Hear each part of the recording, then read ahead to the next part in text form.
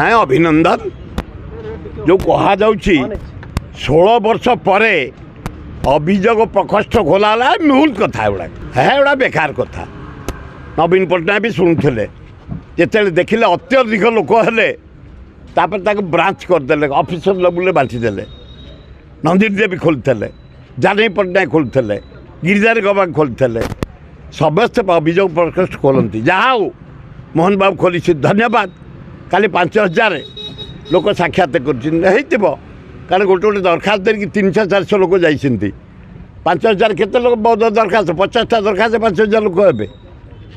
ଏବଂ ପୁଙ୍ଖାନୁପୁଙ୍ଖ ଆଲୋଚନା କରି ବିହିତ କାର୍ଯ୍ୟାନୁଷ୍ଠାନ ଗ୍ରହଣ କର। ତା ଭିତରେ ଅଛି କାଲି ଯେଉଁ ଲୋକ ଯାଇ ଦେଇଛନ୍ତି ଗରିବ କୁଡ଼ିଆ ଘର, ଖଣ୍ଡିଆ ଘର, ଯାହାର ଭୁବନେଶ୍ୱରର କଲୋନୀ ମାନଙ୍କରେ, ମେଡ଼ିକାଲ ଛକରେ, ଶହୀଦନଗରରେ, ସତ୍ୟନଗରରେ, ଜଟଣୀରେ, ଖୋର୍ଦ୍ଧାରେ ଝୁପୁଡ଼ି କରି ରହିଛନ୍ତି, ଖଣ୍ଡିଆ ଘରେ ରହିଛନ୍ତି, ଗାଁ ଗୁଡ଼ାରେ ରହିଛନ୍ତି, ଆଦିବାସୀ ପଡ଼ାରେ ଅଛନ୍ତି, ହରିଜନ ପଡ଼ାରେ ଅଛନ୍ତି, ମୁସଲମାନ ପଡ଼ାରେ ଅଛନ୍ତି। ଦାବିପତ୍ର କାଲି ଦିଆଯାଇଛି, ତାକୁ ପକ୍କାଘର କରିଦିଅ, ବଞ୍ଚିଯାଆନ୍ତୁ ଗରିବ ଲୋକ। ଆଉ କାଲି ଆପ୍ଲିକେସନ୍ ଆମ ଲୋକ ଯାଇ ଦେଇଛନ୍ତି, ତୁରନ୍ତ ମହାନଦୀ ତଳେ 11ଟା ବନ୍ଧ ପକା।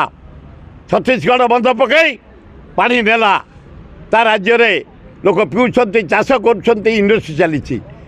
ଆମ ପାଣିକି, ଆମର ଯେଉଁ ପାଣି ସମୁଦ୍ରକୁ ପଳାଉଛି ପକାଇ ଦିଅ, ଆମର ଜଳସେଚନ ହେବ।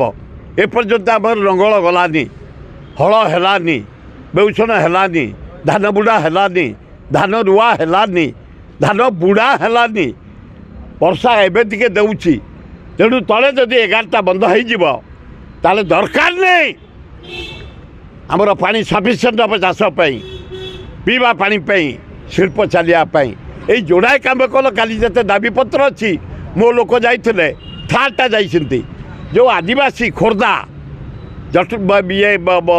କଟକ, ଆମର ନୟାଗଡ଼ ସହର ହେଇଯାଇଛି, ଶବର ଜାଗାରେ ଆଦିବାସୀମାନଙ୍କର ଶବର ହେଲା ସବକାଷ୍ଟ, ସହର ହେଇଯାଇଛି। ସେମାନେ ଆଦିବାସୀ ସାର୍ଟିଫିକେଟ୍ ପାଇପାରୁନାହାନ୍ତି, ସିଡ୍ୟୁଲ୍ ଟ୍ରାଇବ୍ ସାର୍ଟିଫିକେଟ୍ ଆଡ଼ମିସନ୍ ହେଇପାରୁନି, ଚାକିରି ପାଇପାରୁନାହାନ୍ତି, ସୁବିଧା ପାଇପାରୁନାହାନ୍ତି ଯୋଜନାରେ ଆଦିବାସୀ ହିସାବରେ। ତୁରନ୍ତ ତାକୁ ଶବର କରିଦେବା ପାଇଁ କାଲି ଦେଇଛୁ ଆମେ। ତୁରନ୍ତ ଏଇ 3ଟା କରନ୍ତୁ। କାଲି ମୋର 3ଟା ଗୋଷ୍ଠୀ ଯାଇଥିଲେ, ମୁଁ କାହିଁ ଯିବି?